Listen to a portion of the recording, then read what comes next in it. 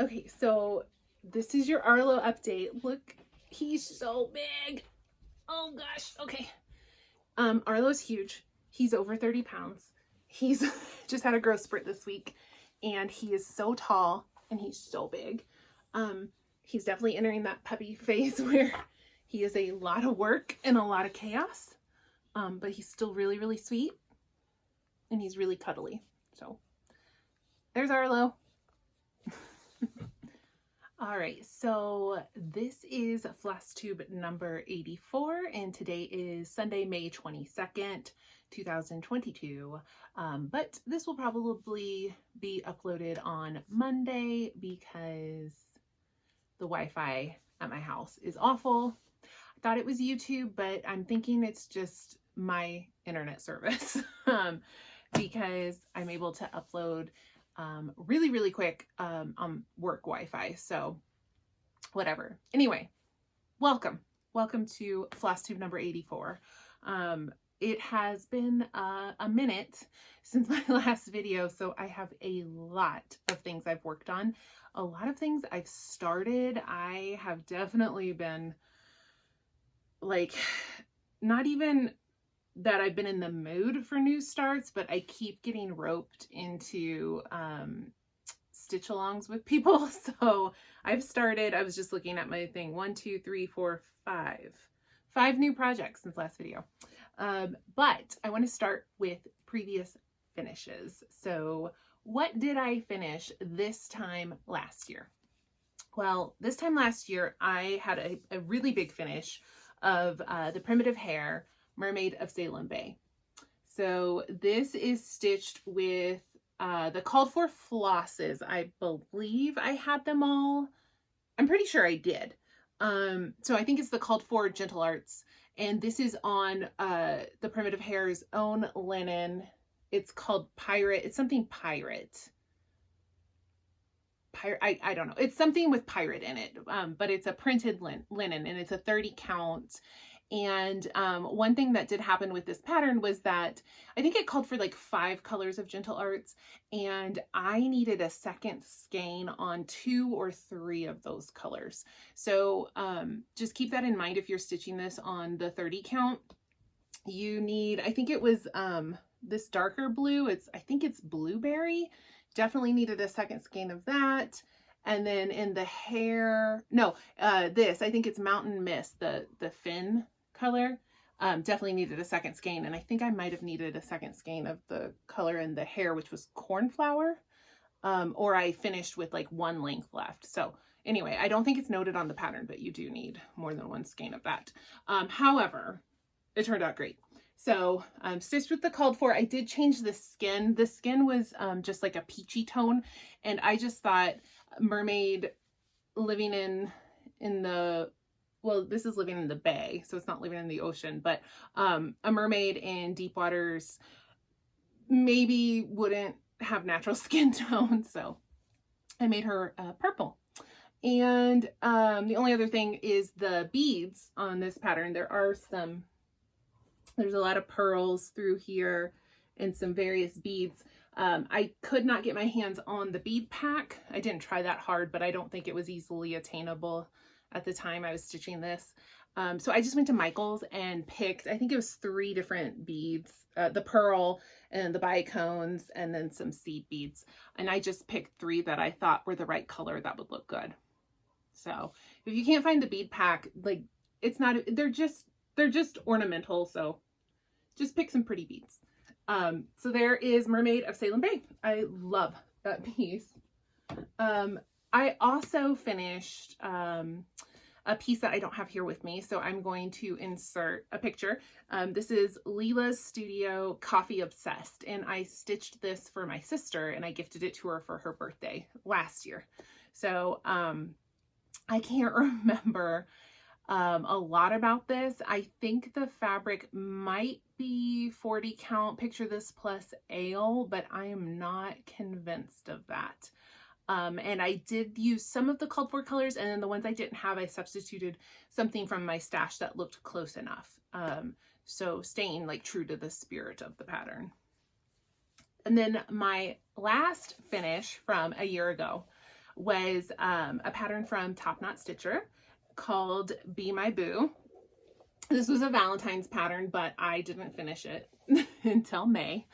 And this is just a quick, fun little pattern. It comes with a Dinky Dice silk pack, which I did stitch with the Dinky Dice silk. I think it was 4 colors, maybe. And so I used the called for Dinky Dice. And then this is Picture This Plus 32 count or 28 count. I'm not sure. And it's a crystal linen, so it's got some sparkle in it. And it's the color Flapper, which I believe is discontinued. But a really pretty purple color. And I finished this on this little Valentine, almost at Halloween, this Valentine's decor that I got from Michael's. So I actually got this idea from my friend Alicia.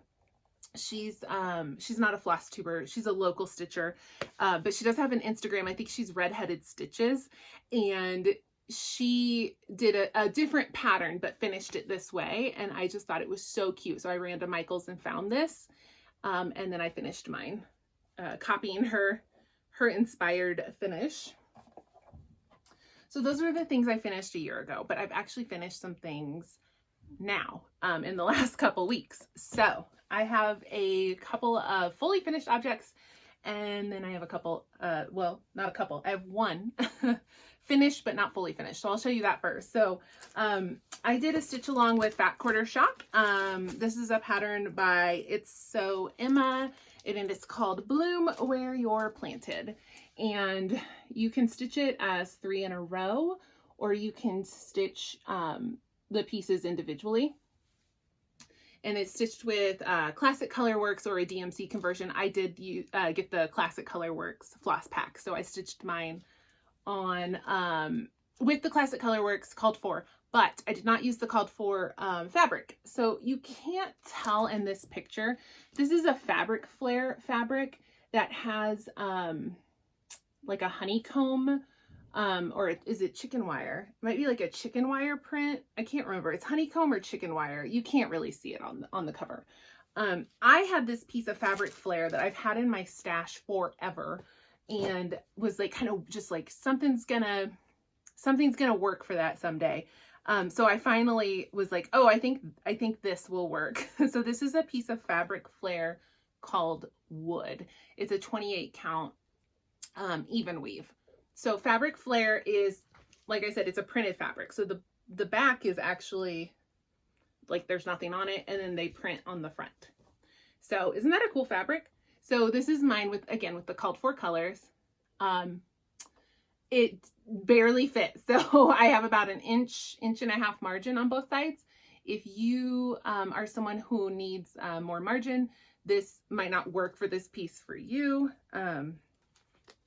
I got this fabric from Fat Quarter Shop, and it says it's 18 by 18, 28 count. So this is like the cut that the fabric flare fabric comes in. I did get it to fit, but it was a little close. Enough for me to frame it though. So let me zoom in and show you all.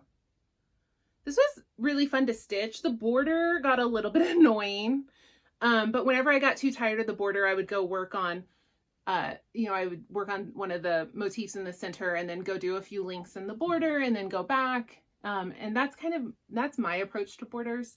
I find borders, repetitive borders, to be really boring. So I will make myself do like 2 or 3 links of floss and the border, and then I'll go stitch something fun, and then I'll go do a few more links in the border. So it just kind of breaks up the monotony a little bit. I do have a finish idea in mind for this. I just haven't had time. But maybe next video you'll see that. So that actually stitched up really quick, and again, that was a stitch along, which of course is concluded. But if you do want to stitch this pattern, or if you are stitching this pattern, you can use the hashtag on Instagram, Bloom Where You're Planted, I believe is the hashtag. And I was looking to see if it's listed on the back. I don't think it is. Bloom Where You're Planted, and show us your progress if you're stitching this pattern, which is from the Fat Quarter Shop. So then I had, I fully finished a couple of things. So I finished this pattern from Amanda May at Ardith Designs. Shoot, I don't have the book here with me. At Market, she released a book of cross-stitch patterns, punch needle, felt, applique, like a whole bunch of projects in it. And it's, the book is called, it's flown out of my mind. If I remember when I'm editing, I'll put the name in here. It's like, I can see it. It's on the tip of my tongue, but it's not coming to me. Anyway, this was a book that she had at Nashville, Needlework Market, which I believe now is, it was exclusive for a while. So I think it was hard to get because it was sold out. But I think now, I think she said in her last video that she's going to have it on her own website. So she must be doing like, maybe printing some more. So, there's some really good stuff in that book. So one of the things I started on Easter Sunday was this pattern called Skydiving Chicks. And it was a really fun stitch. She did hers with a Fiberlicious silk pack. I didn't, of course, have that. So I just pulled fun rainbow colors from my stash. And I just made this like a fun, bright, flat fold finish with some fabric I had in stash and some trim, some rickrack trim that I had in stash. And this was my lunchtime stitch through April, and it was really fun. It's so cute. That book is not everything in that book is so cutesy. There's a beautiful reproduction sampler, which I've shown on I think on my last video. And there's some really cute projects, but this is probably the most cutesy one in there, but I couldn't resist. And it was just perfect for an Easter finish. The fabric I'm using is just a Color and Cotton Mystery, like grab bag fabric. I think it was about a 32 count, and it might not be showing up, or maybe it is. On my end, it looks like it's showing it pretty good. It's like the palest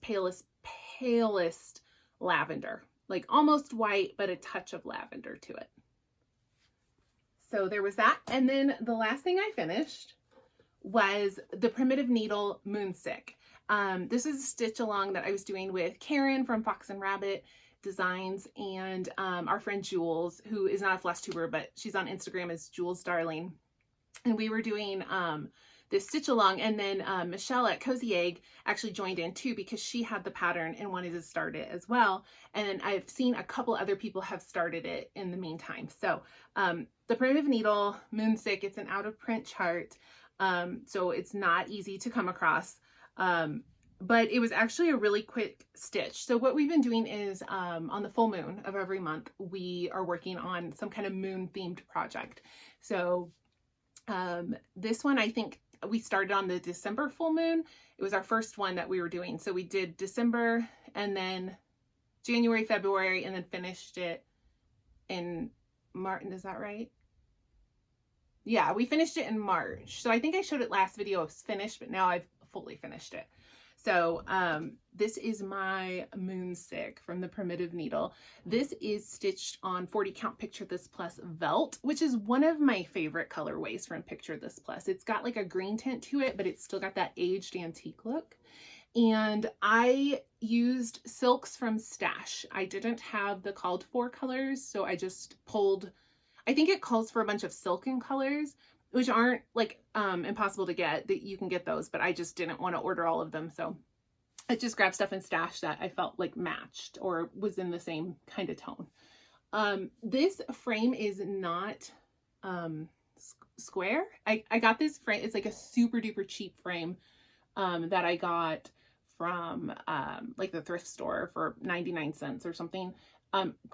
Could not believe it was the exact dimensions I needed for this project. I had no idea. Like I went down to look at my stash and I was like, no way that's gonna be the right, like there's no way, right? And then it was like exactly right.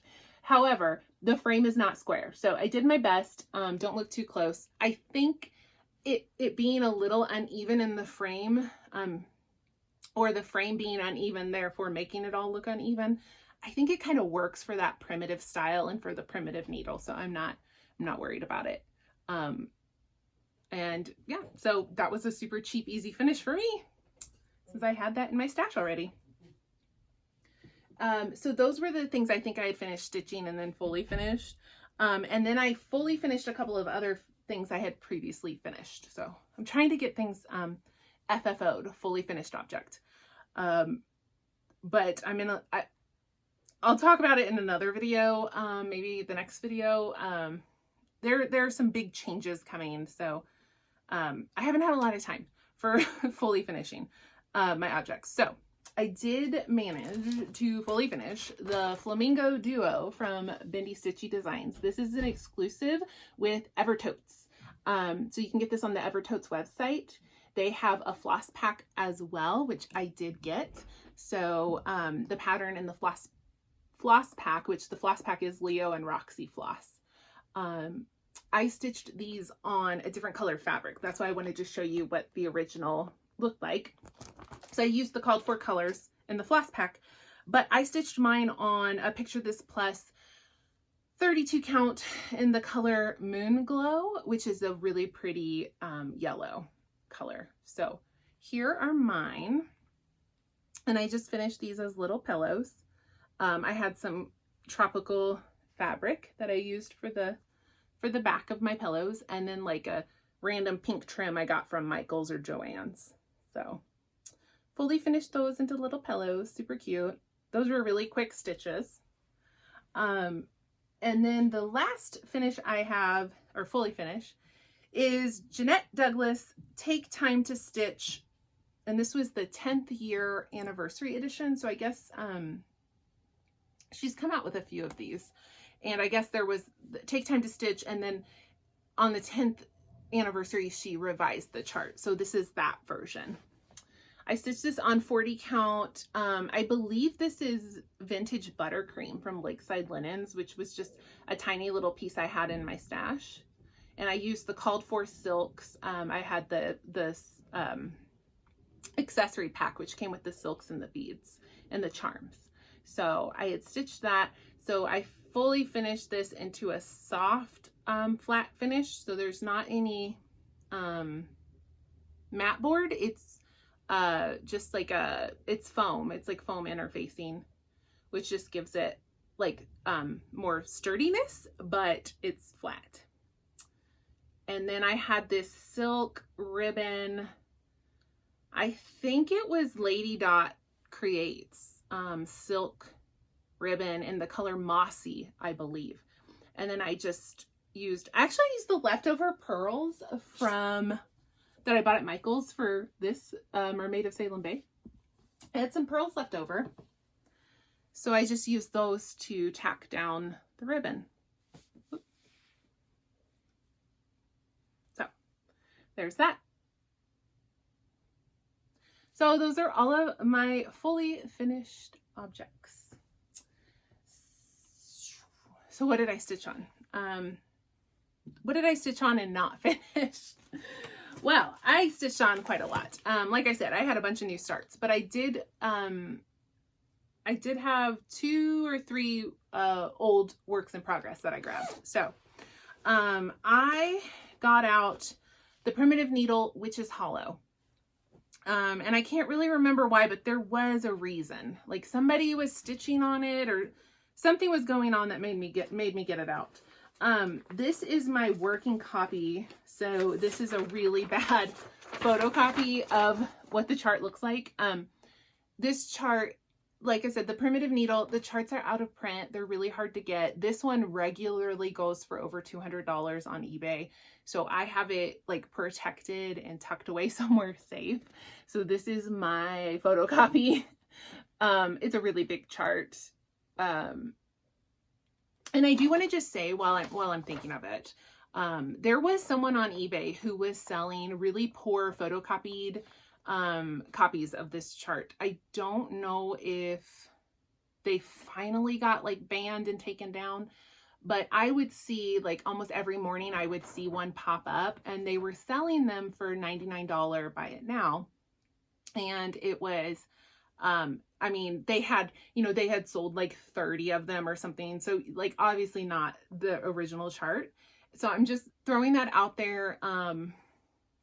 I don't know that people buying that chart would have had any way to know that they were getting scammed, but that did happen. So I know that a few people had fallen victim to that scam and received the photocopy chart and were like, you know, it wasn't even like a good legible chart. So it wasn't, I mean, because I know some people would probably be like, I don't care if it's a photocopy, I want this chart, I'm going to stitch it anyway.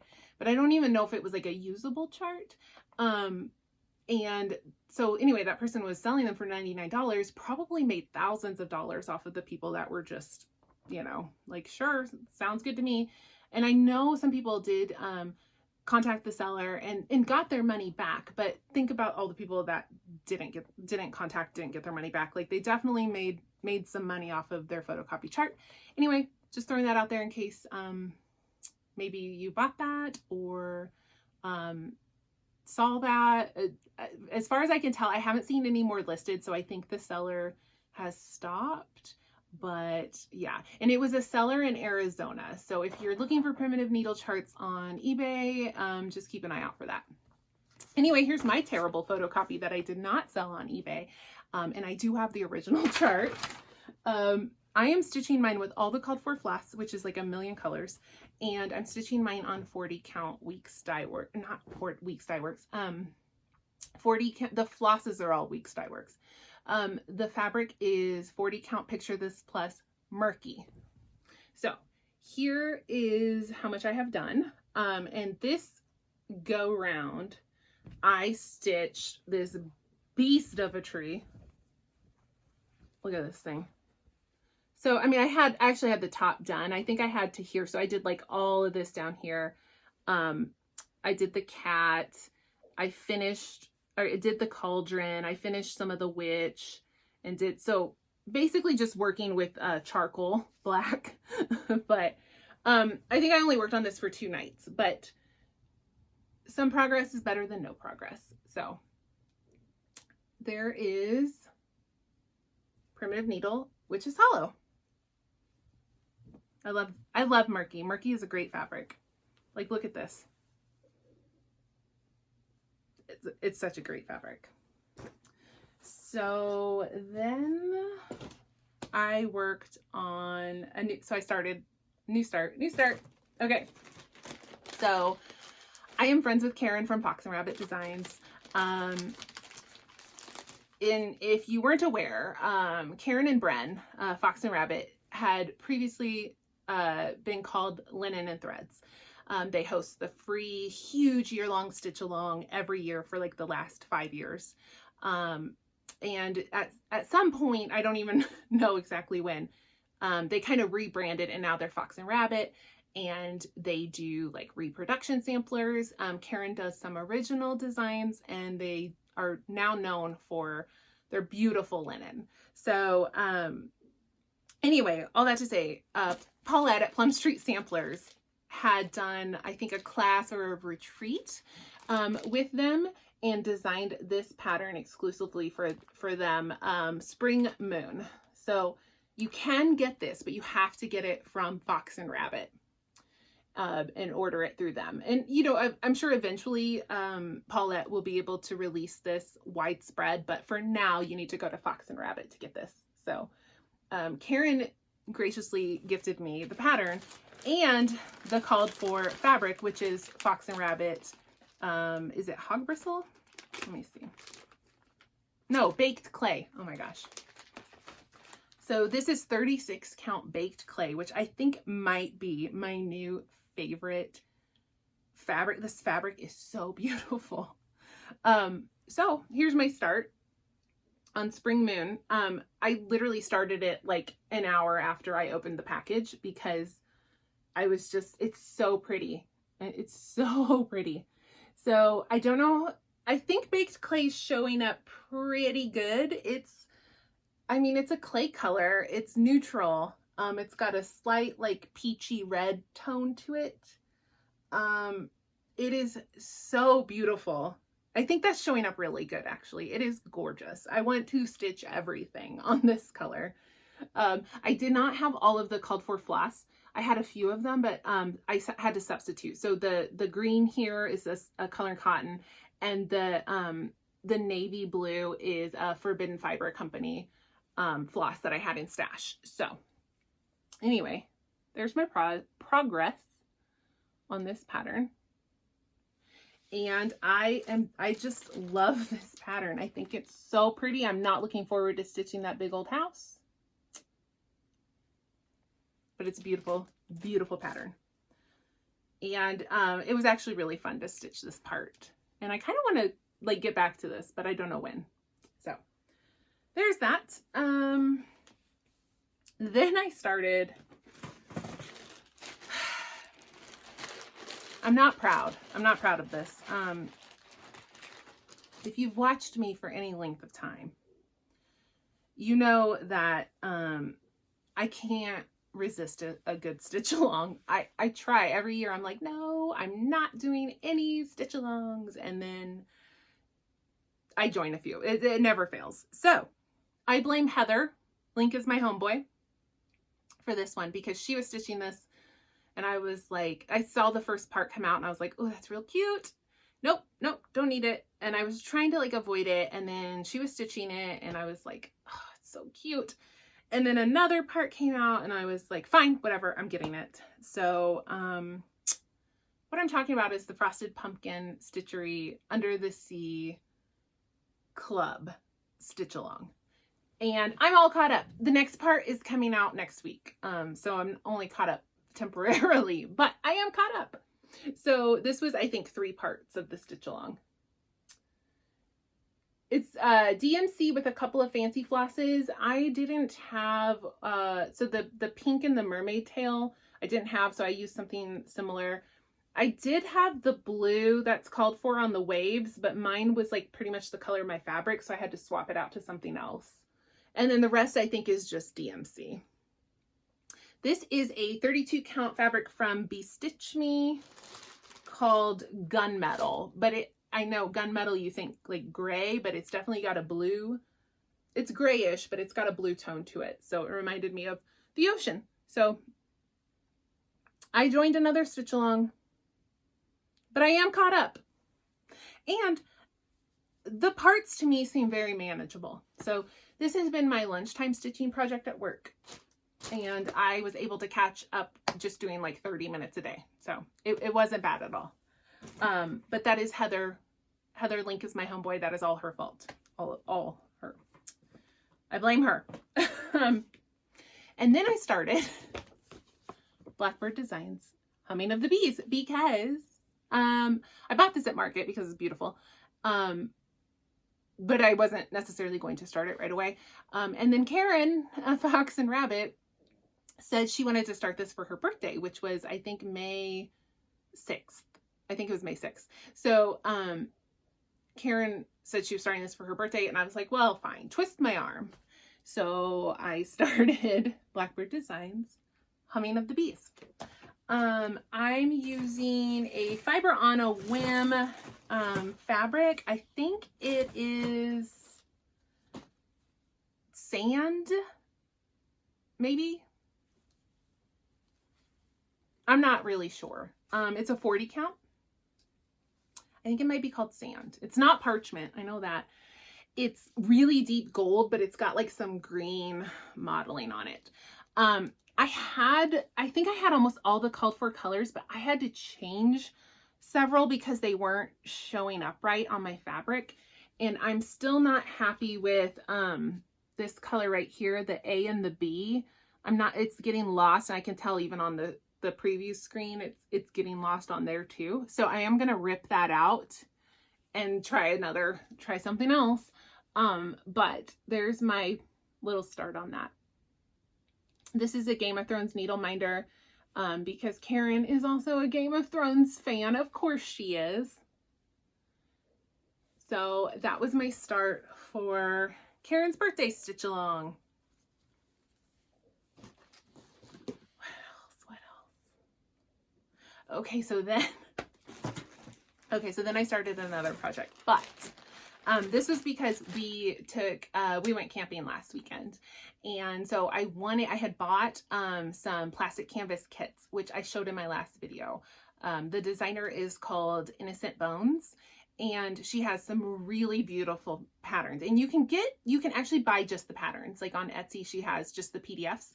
But I actually purchased the kits with the plastic canvas and the floss because I thought they might be really good for camping and car stitching. And they're actually great for that. So I don't have a preview photo of this one. If I remember, I will insert it. But I got a lot done on this kit pattern. So the reason I thought plastic canvas would be good for camping and the car is because you don't need a hoop, you don't need a Q-snap. I can't stitch in hand. I can do a little bit, but it kind of makes my hand cramp. I don't like it. So I thought this would be a good compromise because you don't need all the like extra equipment. It's like sturdy enough on its own, but it's also like pretty durable, right? So you don't have to worry about like if your hands get a little dirty or oily or like you have sunscreen on them.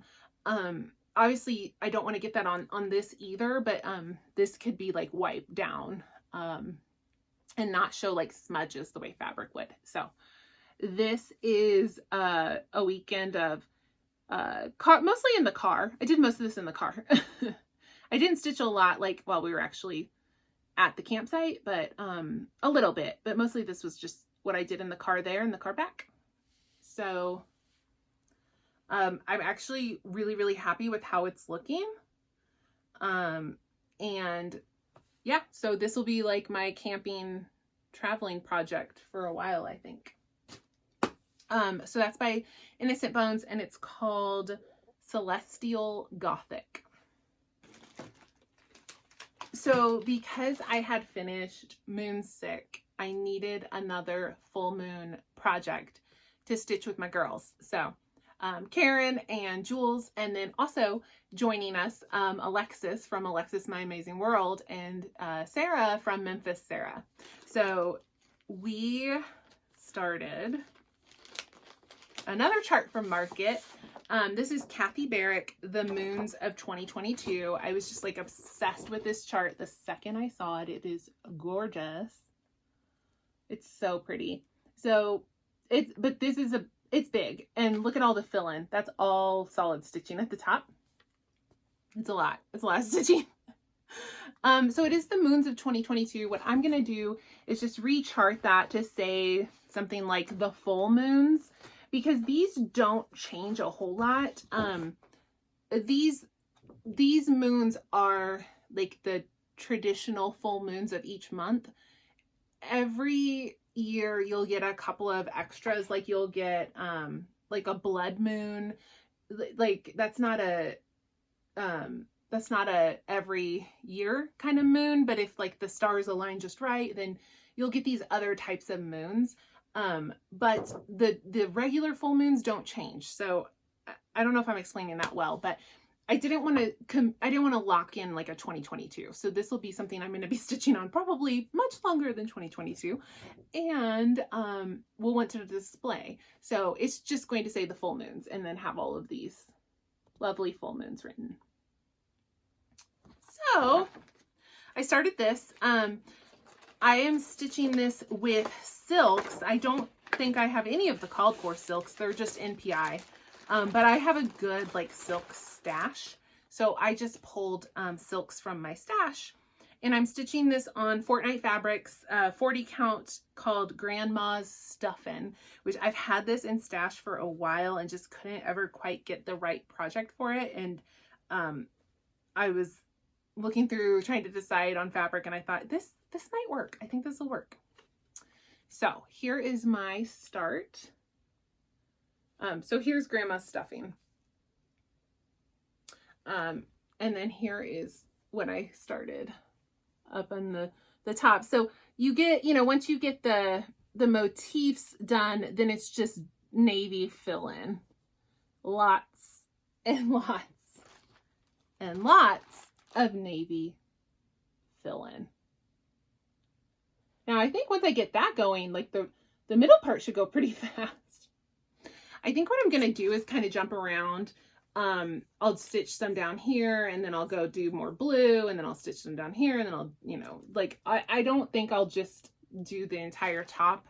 I think I'll move down and then do navy fill in as I go. So yeah, there's that. That'll be coming out next full moon. And that, I think, will be a project that I'll be working on for some time. Okay, so then I got out another old whip. This is Urban Stitches, That Which Does Not Kill Us. It's a stitch along for 2021, and it is a Blackwork stitch along, which I hadn't ever actually done, but Blackwork to me is just back stitching, so like I wasn't intimidated. It's not that different, so I just jumped right in, and I haven't had any problem with it at all. So here's where I'm at on this.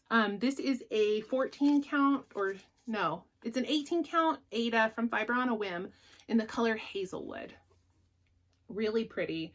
The Ada is awesome for Blackwork because there aren't really many half stitches in this, so it's just a lot easier not trying to count over little holes and do like over 2. So it's actually was a beautiful choice for a Blackwork stitch along. So here's where I'm at. I am not caught up. There is another, there's another bottle here that's done, and then they just released the third bottle on the bottom. Not caught up, but this goes so fast. I can do, so the way the charting comes out is you get like the inside of the bottle. So like the pink and the green in here, that's one piece. And then the next week you get the bottle outline. So each bottle is like a two weeks release to get the bottle. And I can do each part in about a night. If it's a little tricky, maybe 2 nights. But so basically it takes me 2 nights to stitch a whole bottle. So I can catch up really quick. I do need to get the bottom of the frame done. I've got the top done, but I need to get the bottom done still.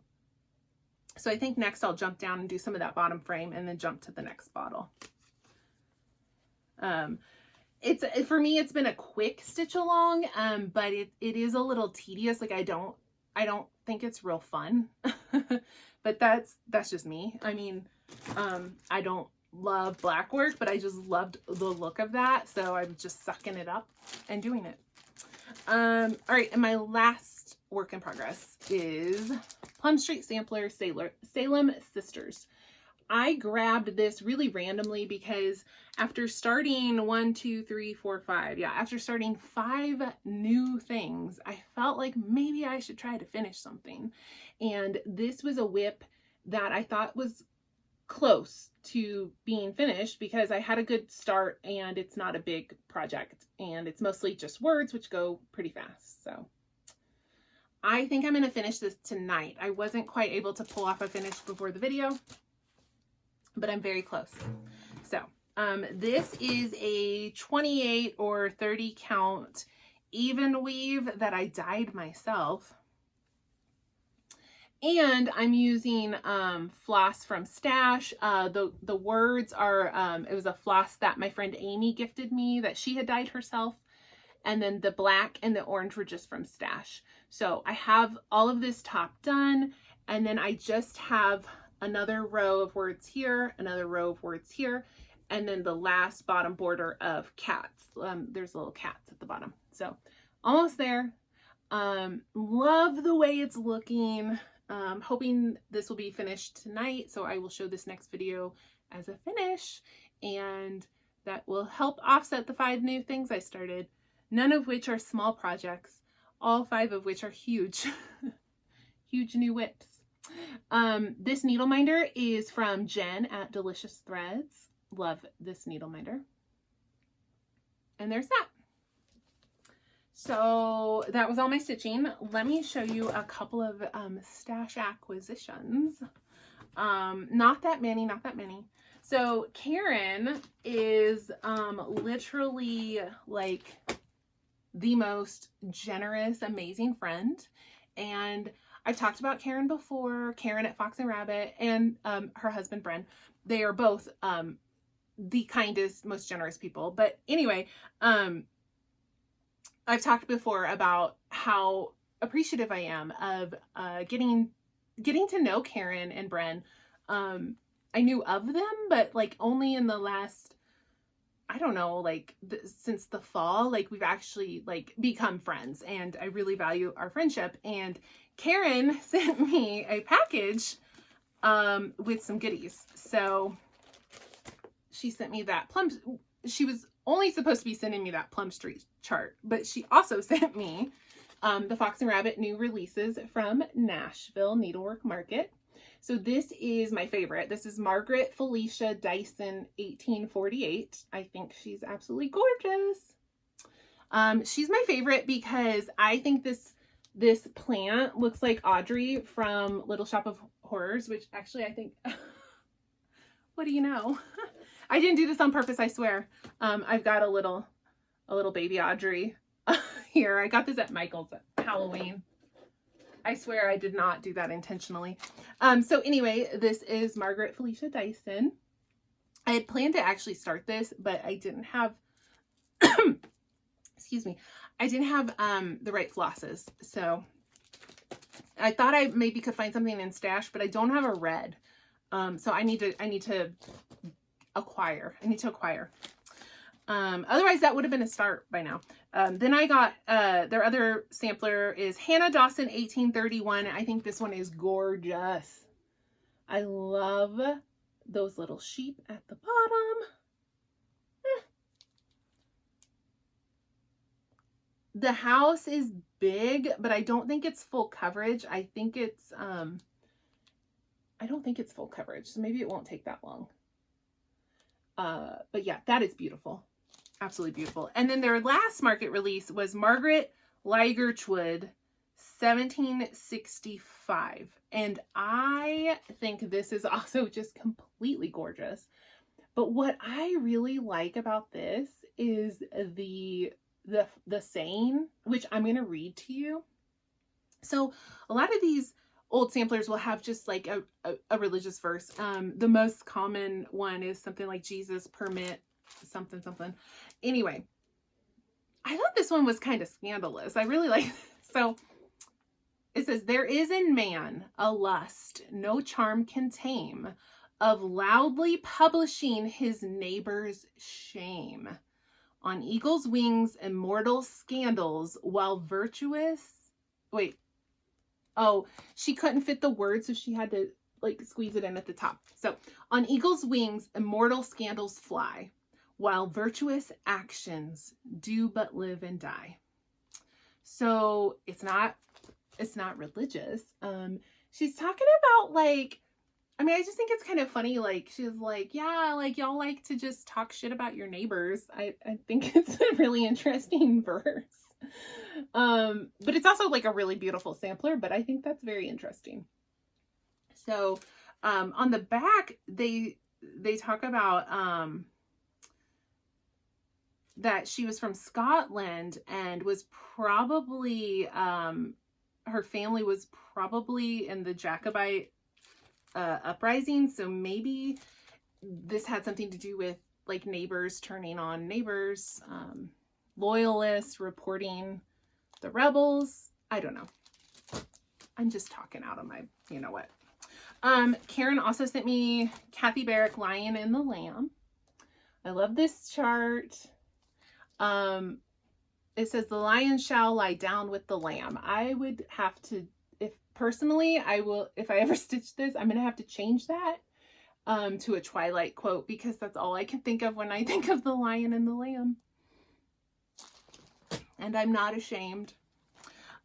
This was one of my favorite market releases by far. This is Hello from Liz Matthews, Quaker Garden. Gorgeous. I might do that in a red. I don't know. That's so pretty. Liz Matthews also had Parade of Elephants. And Berry Patch. And then last, I've got the Heartstrings Samplery Small Samplings book. And I wanted this for this particular sampler. Oh, I'm like obsessed with this. I am obsessed. It's the Morning Sampler, and I love it. So then Karen showed on her last Flosstube, which was just a couple days ago, that she wanted to start this Stitchy Box sampler, Sarah Moon 1791, and it's an Ackworth Quaker sampler. And I had my eye on this. I've almost purchased it probably like 3 different times, and then I kind of talked myself out of it. But when Karen showed it and said she's actually a descendant of Sarah Moon, I think it's like her 5 times great-grandmother, and that she wanted to start this chart, I was like, well, twist my arm. So I finally went and actually like bought it and downloaded it. It had been on my radar. Yeah, so I grabbed that so that whenever Karen does finally start that, I am ready. I am ready to jump in, because basically, and I told them this, basically if Karen from Fox and Rabbit, or Alexis from Alexis My Amazing World, or my best friend Amy from Gable's Stitcher, if they ask me to start something with them, I will. I mean, if they're like, hey, I just got this, I'm thinking of starting it, I'm like, oh, I have that too. And basically, like, all of my new starts are inspired by them. So basically if they say to stitch it, I'm gonna stitch it.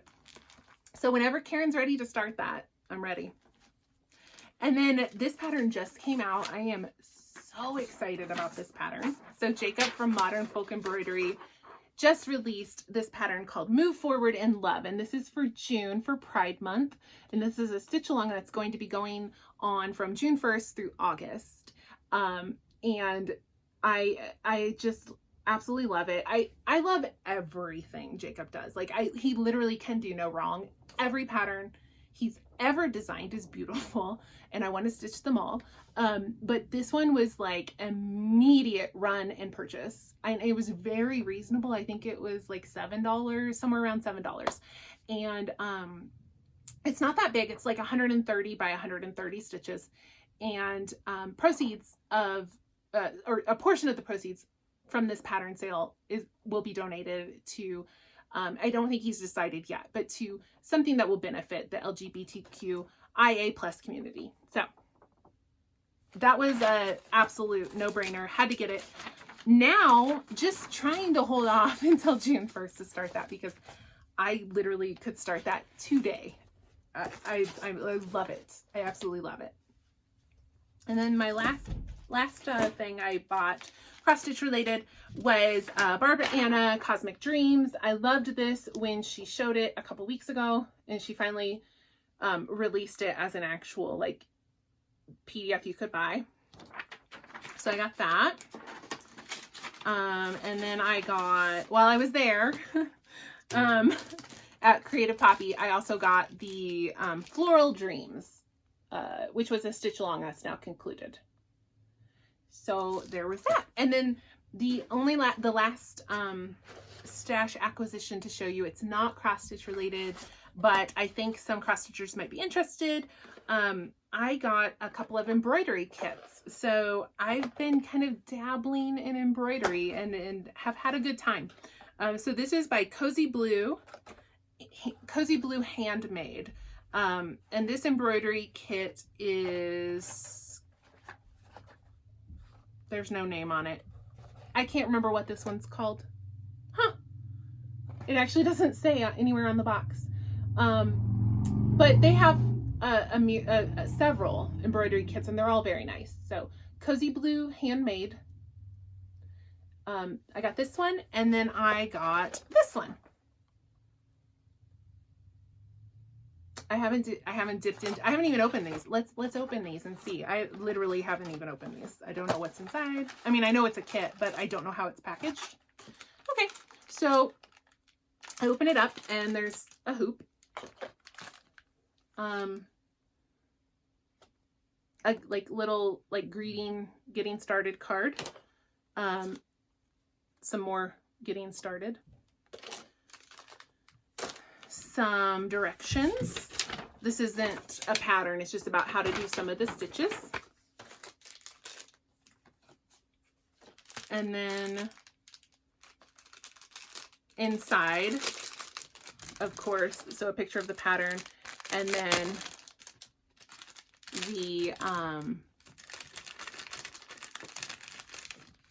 business card, the floss, and the printed fabric. Let's see how that looks. Oh, it looks good. This will be easy.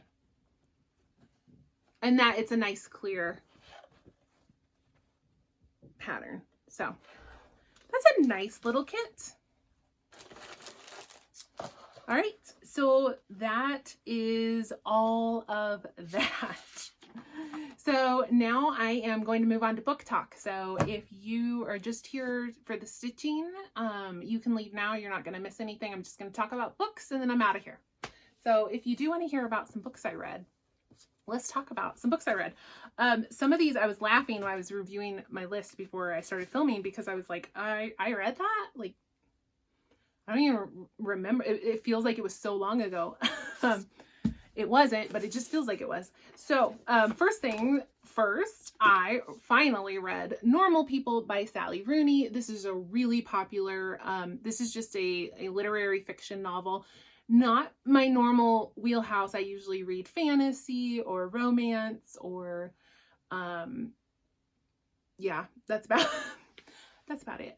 But I don't read a lot of literary fiction, not because I don't enjoy it. It just doesn't always call to me. But I kept hearing about this book, Normal People, and I really wanted to watch the show on Hulu. It's been made into a TV show, so, which I've also heard really good things about. So I finally just said, I'm going to read this. And it's really short. It's 283 pages, like a very short, under 300 pages, really quick read. And I really enjoyed it. So Normal People is about, it's set in Ireland, and it starts with two young adults in high school. I think it's their senior year of high school. So it's Connell and Marianne. And Marianne is like the weird outcast at school who nobody like talks to or wants anything to do with, and everybody makes fun of her. And then Connell is like the popular athlete. So they start up this kind of secret relationship that nobody knows about. And then this follows them through college, university, and beyond. So we kind of get, like, there's a lot of time jumps. Like, we get a little snippet of what's going on, and then we jump 6 months. And they kind of are orbiting each other constantly, but not able to quite, like, make a relationship work for various reasons. So I thought it was completely fascinating. They are not likable people. Neither Connell nor Marianne is particularly likable. And I think that is why some people do not like this book. I think it's a popular book and a lot of people really love this book. But a lot of people also are like, not for me, hated it, which I understand because I've talked about this before, so I don't want to be like redundant, but some people cannot enjoy a book if they do not like the characters. And I get it. I'm not that way, but I understand. For me, I can enjoy beautiful writing and a well-told story, even if I don't like the characters in the story. But I do understand how for some people, like, they just can't get into it if they really don't like them, and they're not likable people. So anyway, the writing in this is gorgeous. It's one of those books where, like, I wanted to get a highlighter out and just like underline and highlight things, which I never, ever do. Like, ever. I don't annotate books at all. But this one had such beautiful lyrical writing that I was very tempted. So I really enjoyed this book. If any of that sounds interesting to you, I think it's a great book. It's short and easy to read, and it's really well written. A critically acclaimed novel. Sally Rooney is an author who gets a lot of praise, nominated for prizes and all the things. Like, she was not longlisted for Man Booker, winner of the British Book Award, shortlisted for, you know, all these things. So it was good. It was really, really good. So then I continued my reread of the Throne of Glass series by Sarah J. Maas. I think it's Maas. Sarah J. Maas. So I've previously read this series, but this time I am listening to them on audiobook. I got all the audiobooks for like really good prices. I don't know. It must have been just a random sale I came across, but I had bought them all as like ebooks. So I think when you do that on Amazon, like when you buy a Kindle ebook, then you can get the audiobook cheaper. But for whatever reason, I got them all for like $3 or $4 or $5. So it was like a no-brainer for me. So it's a long series and I wanted to reread it, but I didn't want to actually like have to sit and read it. So I got the audiobooks so I could stitch while I do my reread. And so I read I think there's 8 books total if you include the prequel. So I read books 6 and 7, which is actually book 5 and 6. Anyway, I read Empire of Storms and Tower of Dawn. So I just have one book left to go, which is Kingdom of Ash. I kind of took a little pause. Not quite ready for that one. It's a long book. It was over 1,000 pages when I read it originally. And I cried so much. Like I cried through that whole book. So I'm just like not quite ready for that yet. It was amazing, but I mean, that book just like destroyed me. So, took a little pause. Anyway, Empire of Storms and Tower of Dawn. So this is a fantasy novel series. It very frequently gets filed as young adult, but it is not a young adult series. Maybe like the first book or two, maybe that's why it gets filed as young adult, because she starts off like 16, 17, 18. But it's not young, it's not young adult. Anyway, so just a fantasy series, fantasy romance. This is what Sarah J. Maas does.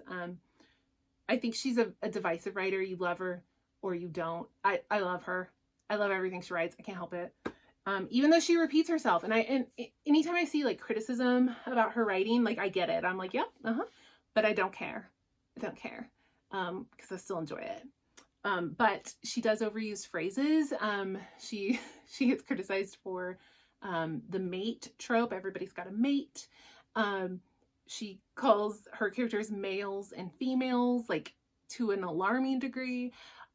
She always says that her character loosed a breath, which I've seen people make fun of before. And when I was listening this time, I noticed it so much, and I just had to giggle every time someone loosed a breath. Anyway, I love this series. I love it. And it's just as good, actually better on reread. So I do highly recommend if you're looking for like an epic fantasy series that's going to keep you busy for a while. It's 8 books. Like it's a good one. It's a good one. Okay. So then I went to Kindle Unlimited for my dark romance. So I finally started a series that I had just heard nothing but like love and praise for this series. So it's by Sophie Lark, and it's The Brutal Prince is the first book. I don't know what the overall series is called. It might be the Brutal Prince series. I'm not sure, but anyway, the first one is The Brutal Prince. So I did read that, and then I also actually read the second one, which is Stolen Heir. And I very much enjoyed both of these books. They're short, really quick reads. They're not long at all. They're very readable. So these are mafia romance set in Chicago. So you have various mafia like feuds going on. So there's the Irish mafia, the Italian mafia, then we get the Russian mafia and the Polish mafia, and they all are, going at it in Chicago. So in the first one, Brutal Prince. The first one, Brutal Prince, is Callum from the Irish Mafia and Aida from the Italian Mafia.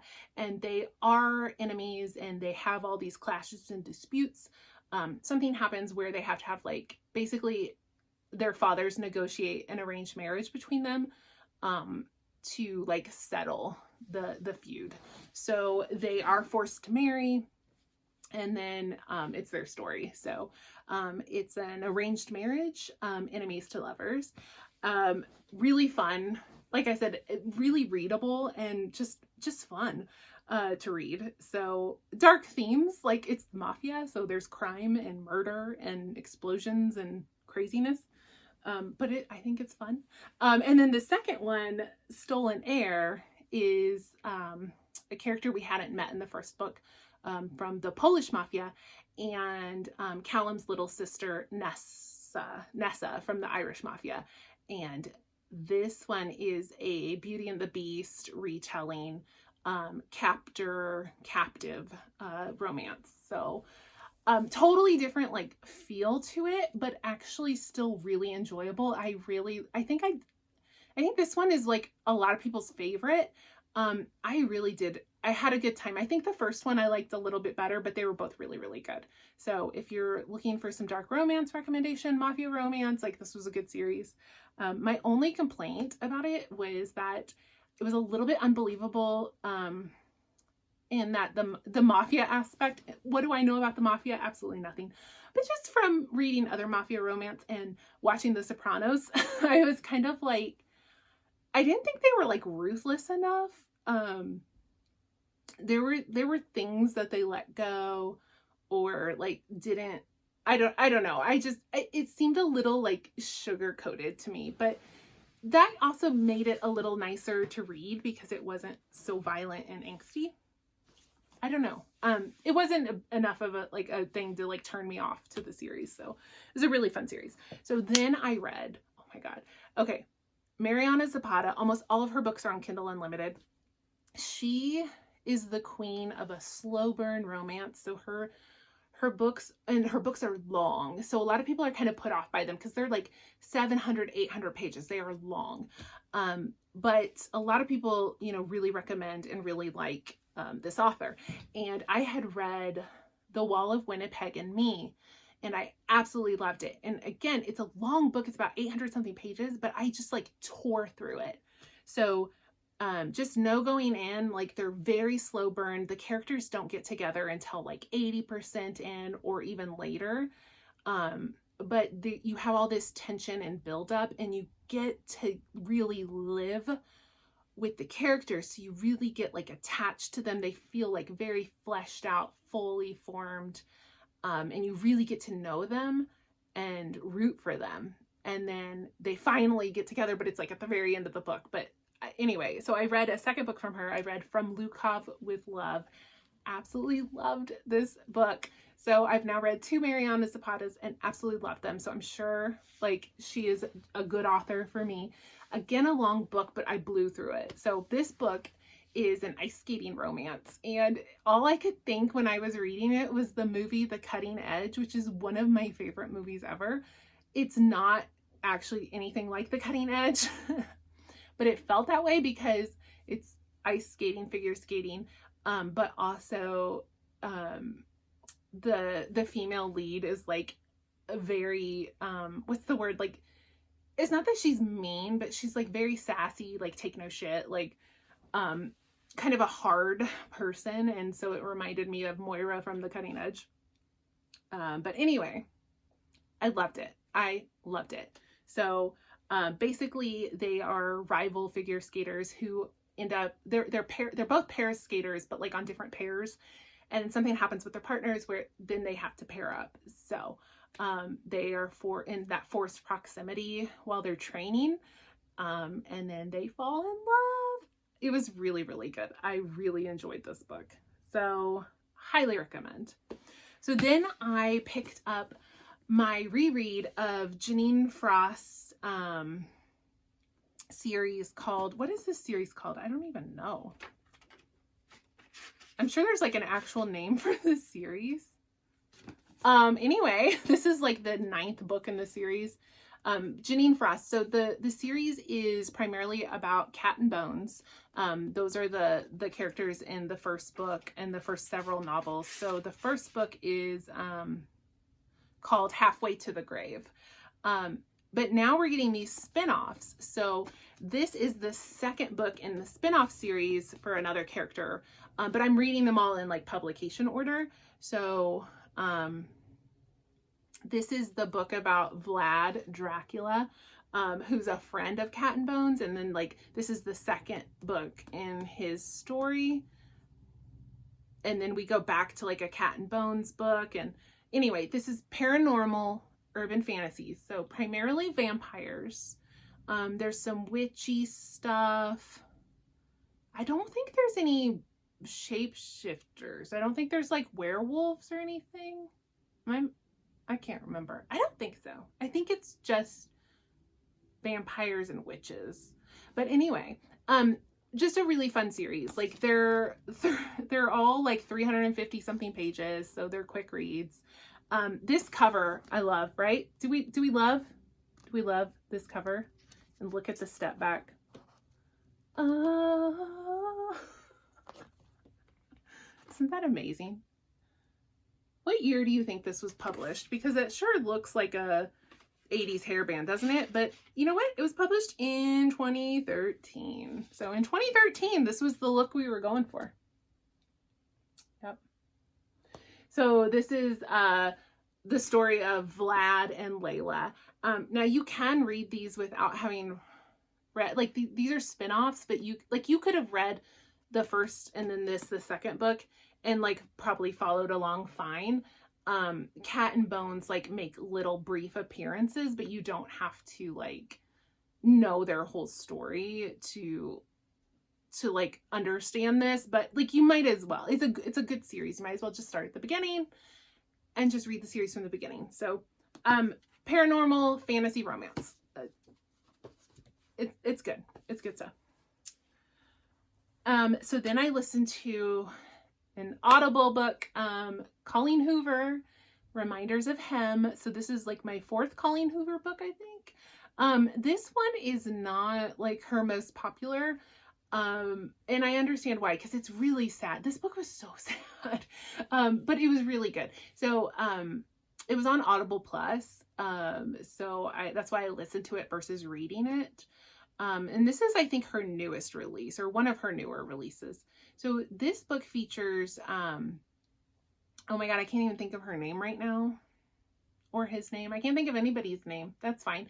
Anyway, the female lead in this book has just gotten out of prison, and she is back in town to try to reconnect with her daughter. So you learn through the book like kind of the full story, but it's not a spoiler because you do learn, like, you know, it's probably on the back of the cover and you learn this right at the beginning. But essentially she was drunk driving and caused an accident, and her boyfriend died in the accident. So she went to prison for like homicide, manslaughter, something like that. There's more to that story that like you learn through the book, but that's kind of, you know, the basic why she's in prison. Well, it turns out at the time of the accident she was pregnant, did not know. So she goes through like the trial and the sentencing, and then she's in prison and she's pregnant. So she has her baby and relinquishes custody of the baby to the boyfriend's parents, and it's no contact. She knows nothing. So she's out of prison. Her daughter is about to turn 5, and she is out and she wants to reconnect, but obviously the family wants nothing to do with her. She caused the death of their son, and yeah. So so it's sad. It's like heavy. It's really heavy book. It is really sad. But I mean, Colleen Hoover, like her thing is like the heart-wrenching twists and the tearjerkers and all that. But this one was just, you know, I think a little heavier and a little sadder even than most of her books. And so I think it's a little less popular for that reason. But it was written beautifully. And it was certainly a great book, but it was heavy and it was sad. I mean, definitely like there were parts that were just so heartbreaking because because you can see both sides. Like you can see her side is like, I did a horrible thing. I feel really horrible about it. I want to meet my daughter. But then you can see the parent side. Like you caused this horrific accident by driving drunk and you killed our son and we want nothing to do with you ever. So like you really feel for both sides, I think. And she does a good job of like kind of showing you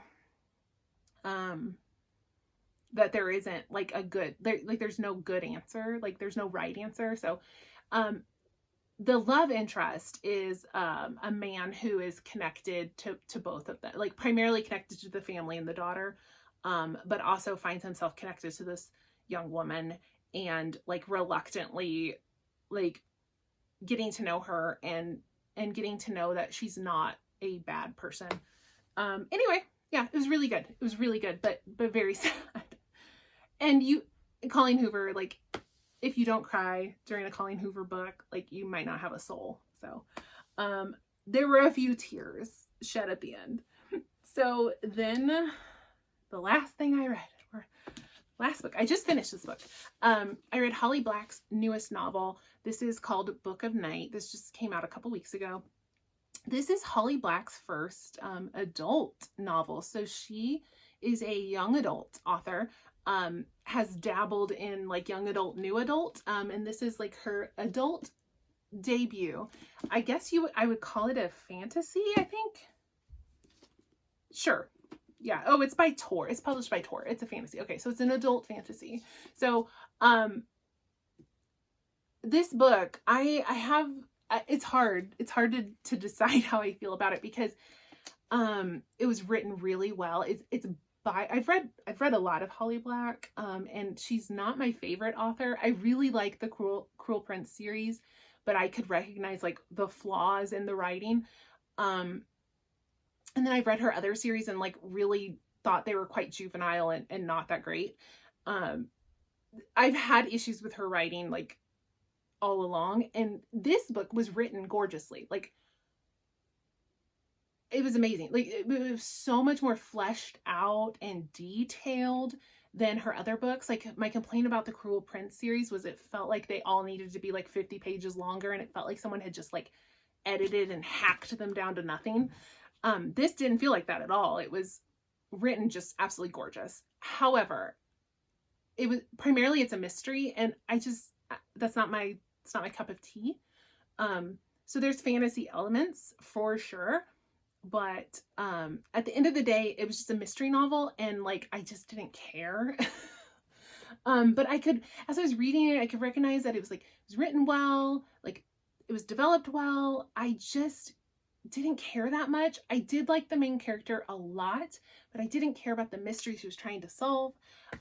Towards the very end, it did start to get, it took a little twist that I was very intrigued by, and I just wish that had happened sooner, maybe like the halfway point, because that's when it got interesting to me. And that's sort of when it became a love story, so maybe that's why, because there wasn't really a lot of romance up until then. Anyway, I'm rating it like a 3.75 out of 5. Like, I can recognize it was good writing, it was good character development, world development, magical development. I'll never reread this. I don't know. I feel bad, like, because it wasn't bad, it just wasn't wow. So a little bit about the story. Like, we follow a girl named Charlie. She is a con artist. Well, she's a retired con artist, so now she's working as like a bartender. But people are trying to get her back in the con game. In this world, which is like our world, but there's like a magical element. So people have something called shadow magic, where certain people, their shadow becomes like cognizant and aware, and then it can like do things. Like, their shadow can detach and like sneak in and spy on people. There's all this like alteration you can do to your shadow. It's all a little vague, and it kind of like unfurls as you read the book. Like, you kind of just get dropped in, and you're like, what the hell are they talking about? But as you keep reading, like, you learn more about it. Anyway, so Charlie is a con artist and a thief who in the past would steal like grimoires about the shadow magic and sell it to people or acquire it for people. But she's out of the game, and then she gets pulled back in and has to solve this mystery. And it was a big mystery with a lot of reveals, but I didn't care that much about the mystery. So I don't know, like, it wasn't bad. It wasn't bad. I didn't love it. It was just okay for me. Like, it was okay, but it was written really, really well. I'm actually excited to see what Holly Black can do. Like, I enjoyed that her writing has finally like matured. But this story just wasn't the story for me. So yeah, so that's it. That's all the stuff I read. That's all I got. Thanks for watching, and I will see you guys next time. Bye.